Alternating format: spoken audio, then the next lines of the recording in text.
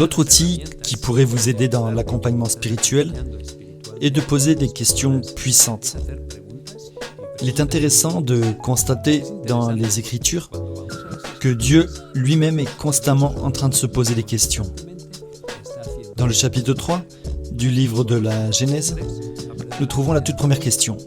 Dieu demande à Adam, « Adam, où es-tu » Ce n'est pas une question rhétorique, c'est une question qui vise à amener Adam à bien réfléchir sur ce qu'il a fait.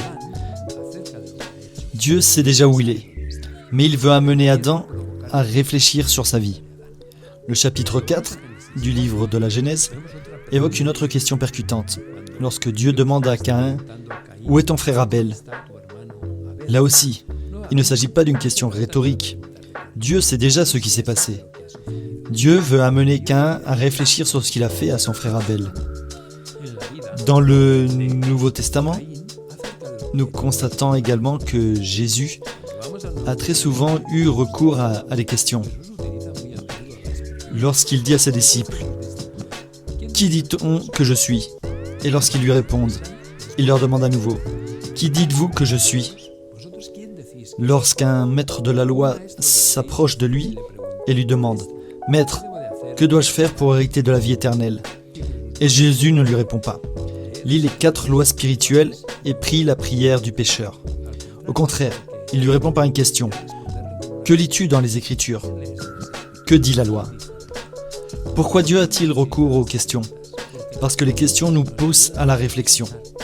Les questions nous aident à penser à ce que nous vivons et à ce que nous expérimentons également. Mais qu'une question ait un sens, pour qu'une question ait une valeur, il faut qu'elle suscite la réflexion. Si la question ne suscite pas la réflexion, elle sert simplement à satisfaire votre curiosité, sans pour autant aider la personne que vous accompagnez spirituellement. Alors prenez en compte les caractéristiques suivantes avant de poser des questions et essayez de les relier aux questions de Jésus. La première caractéristique est qu'elle doit susciter la réflexion. Notez la question de Jésus. Qui dites-vous que je suis ? Elle vous oblige à réfléchir et à penser. La deuxième caractéristique d'une question puissante est qu'en plus de susciter la réflexion, elle doit être axée sur la personne et l'aider. La question ne doit pas satisfaire votre propre curiosité, mais elle doit amener la personne à envisager de nouvelles opportunités, de nouvelles possibilités. Mais qui dites-vous que je suis ? Une troisième caractéristique indispensable pour rendre une question puissante est qu'elle doit aider la personne à avancer, à grandir, et elle doit l'aider à entrevoir des nouvelles opportunités et en même temps de nouvelles possibilités. Il ne sera alors possible d'aider la personne à prendre conscience de sa réalité et de ses possibilités. Il est dit ce que nous ne savons pas sous nos contrôles, mais que les questions peuvent nous aider à gérer ce que nous savons.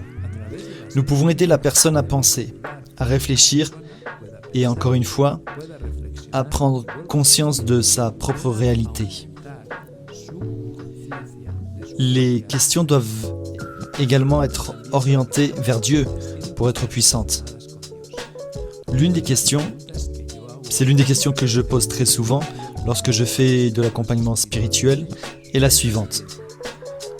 Que percevez-vous de Dieu concernant ce que vous devriez faire ? Que vous dit Dieu à propos de cette situation ? Que vous dit-il au fond de votre cœur ? Quel lien existe-t-il entre ce que disent les Écritures et cette expérience, cette situation, cette réalité que vous vivez ?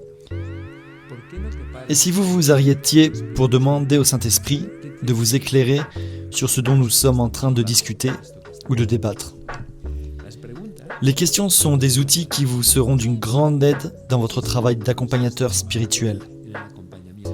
N'oubliez surtout pas que toute question n'est pas forcément utile. Pas celle qui satisfait votre curiosité, mais celle qui suscite une réflexion chez la personne, qui l'aide à prendre conscience de sa réalité et qui lui permet d'orienter sa réflexion dans la direction de Dieu, en faisant appel à sa parole et à l'Esprit Saint.